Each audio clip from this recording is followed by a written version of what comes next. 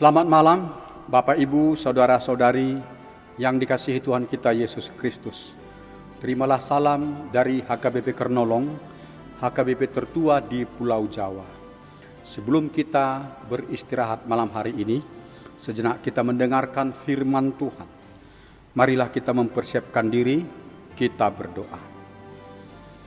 Kami bersyukur kepadamu, Allah Bapa, karena Engkau telah memelihara hidup kami dan memberkati kami bekerja sepanjang hari ini.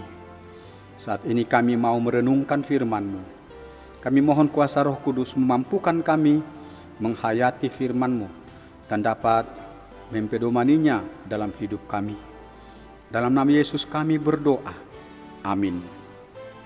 Renungan malam bagi kita sesuai dengan nas bacaan malam dalam Almanak HKBP. Tertulis dalam kitab Ayub pasal 8. Ayat 1 hingga ayat 22 sebagai ayat pembimbing renungan, yaitu ayat 20 dan ayat 21. Beginilah firman Tuhan. Ketahuilah, Allah tidak menolak orang yang saleh dan Ia tidak memegang tangan orang yang jahat. Ia masih akan membuat mulutmu tertawa dan bibirmu bersorak-sorak. Tema renungan kita adalah Allah tidak menolak orang yang saleh. Sahabat renungan malam Salum, nas renungan kita adalah perkataan nasihat yang diucapkan Bildad, sahabat Ayub, yang datang dari negeri Suah untuk berbelasungkawa kepada Ayub. Karena Bildad pun mendengar Ayub menghadapi kesedihan dan penderitaan yang berat, di mana kekayaan Ayub habis dirampok perampok dan musnah karena bencana. Juga 10 putra putri Ayub telah tewas karena bencana angin topan. Juga penyakit barah yang sangat parah menyengsarakan hidup Ayub.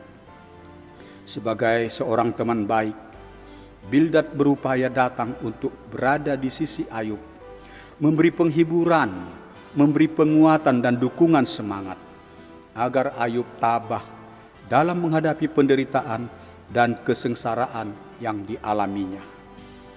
Perjalanan jauh dan sangat melelahkan tidak menyurutkan langkah Bildad, karena ia sangat prihatin mendengar penderitaan berat yang dialami sahabatnya itu, yaitu Ayub.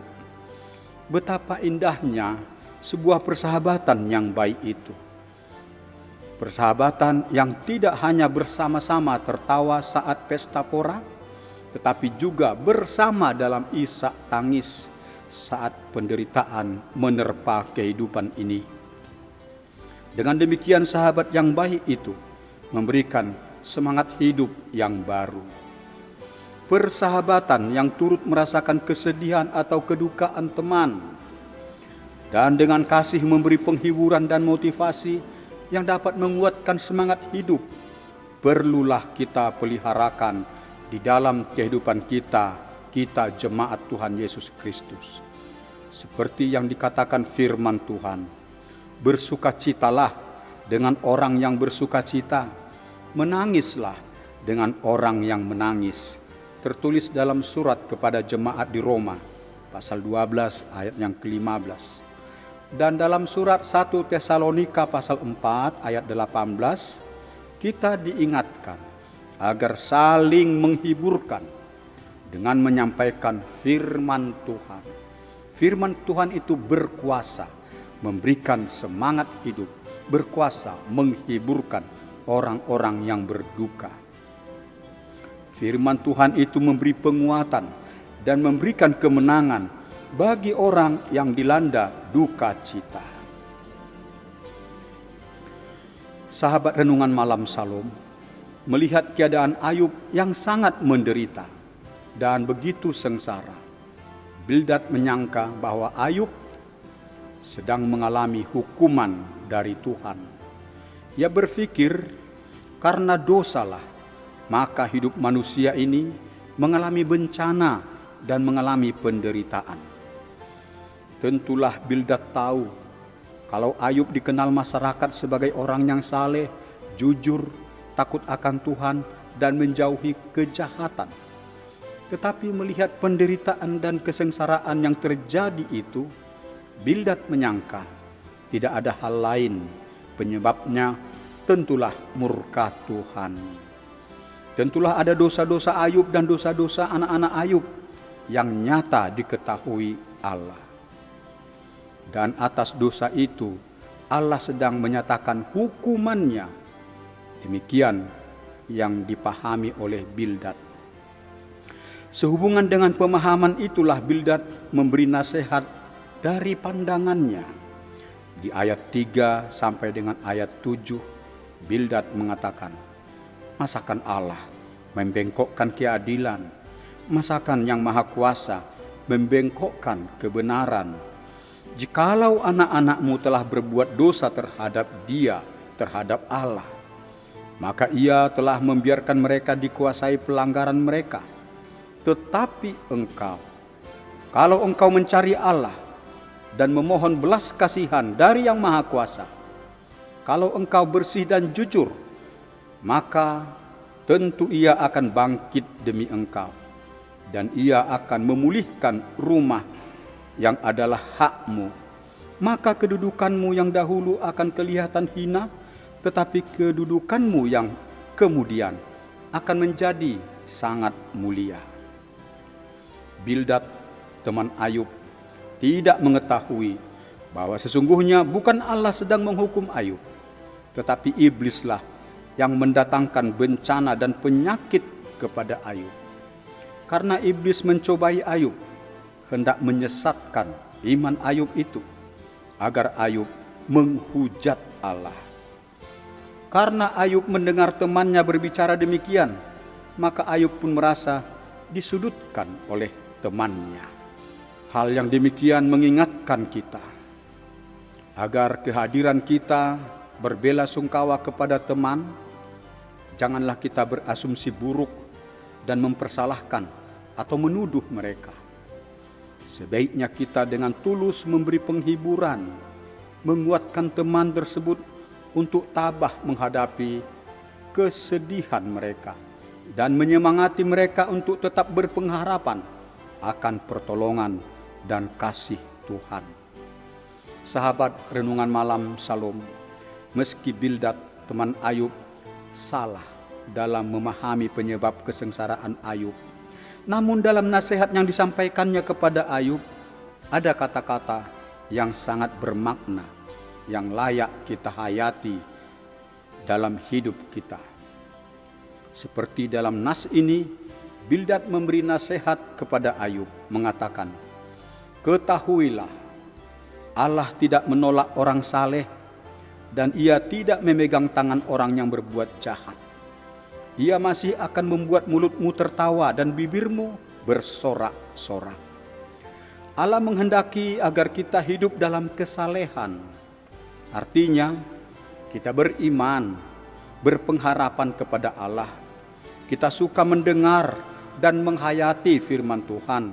Dan firman Tuhan kita pedomani dalam perilaku hidup kita. Sehingga kita senantiasa dituntun bersikap takut akan Tuhan, melakukan kebenaran kejujuran.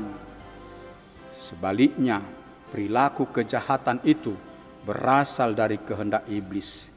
Iblislah yang mempengaruhi umat manusia, agar manusia jangan melakukan kebenaran dan kebaikan, melainkan melakukan kehendak iblis, yaitu kecurangan dan kejahatan. Jikalau kita tunduk kepada kehendak iblis, kita melakukan kecurangan dan kejahatan, maka Allah menentang kita dan memurkai kita. Hidup kita telah ditebus oleh Yesus Kristus dengan darah-Nya yang kudus, maka kita harus menaklukkan segala hasutan iblis, dan kita harus senantiasa menaati kehendak Allah, agar hidup kita berkenan bagi Allah dan pewaris akan berkat dan anugerah-Nya. Sahabat Renungan Malam Salom, suka dan duka, masih kita alami dalam kehidupan kita di dunia ini. Jika kita sekarang merasa bersuka cita, tetapi ada kalanya kita mengalami kedukaan atau keadaan sulit. Di sisi lain, kemampuan kita untuk menghadapi penderitaan itu adalah sangat terbatas. Jika kita manusia yang terbatas ini mengandalkan kemampuan diri kita sendiri dalam menghadapi penderitaan yang berat itu, tentulah kita akan kalah, akan terpuruk dalam kesengsaraan. Ada orang yang menjadi frustrasi, putus asa dalam menghadapi beban penderitaan hidupnya. Hal itu karena mereka menghadapinya dengan mengandalkan kemampuan pikiran mereka yang terbatas itu. Mereka tidak meminta pertolongan Tuhan. Renungan ini mengajak kita agar kita percaya dan berpengharapan kepada Allah. Pada Allah ada masa depan sukacita. Allah berkuasa untuk memulihkan hidup kita.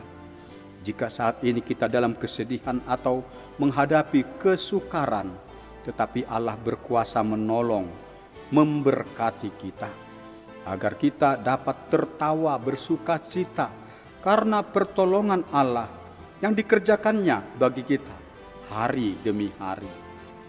Itulah yang dikatakan Allah dalam Mazmur 50 ayat yang ke-15. Berserulah kepadaku pada waktu kesesakan. Aku akan meluputkan engkau dan engkau akan memuliakan aku. Allah menginginkan agar kita berseru dan berdoa menyampaikan penderitaan hidup kita. Dan kita meminta pertolongan dari Tuhan untuk menghibur, menolong, memberi berkat, dan memberi kemenangan bagi kita. Jika kita menyerahkan masalah hidup kita kepada Tuhan dan kita percaya akan kasih dan kuasa-Nya, maka Tuhan akan bertindak menolong kita. Dengan pertolongan Tuhan, maka kita akan menerima sukacita. Demikian renungan bagi kita malam hari ini. Marilah kita berdoa. Terpujilah nama-Mu ya Allah Bapa. Kami telah mendengar firman-Mu. Kami bersyukur sebab Allah Bapa mengasihi kami. Ketika kami menghadapi penderitaan hidup, kami harus berseru kepada-Mu dan mengandalkan Engkau sebagai sumber pertolongan, penghiburan, dan sukacita bagi kami. Engkau berkuasa untuk memulihkan kami bersukacita dan berpengharapan yang teguh. Allah Bapa Tuhan kami berdoa memohon kasih-Mu. Berkatilah jemaat-Mu yang sakit, yang dirawat di rumah sakit atau dirawat di rumah, agar mereka sembuh dari sakit mereka.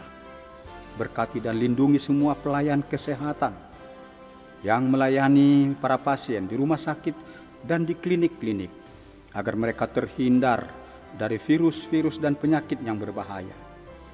Agar mereka sehat dalam menunaikan pelayanan kesehatan bagi warga masyarakat. Berilah penghiburan dan kemenangan bagi yang berduka. Lepaskan mereka dari kedukaan dan kesesakan mereka. Anugerahkan sukacita bagi mereka. Pelihara hidup kami dalam istirahat malam hari ini. Engkau menjauhkan mara bahaya dari kami.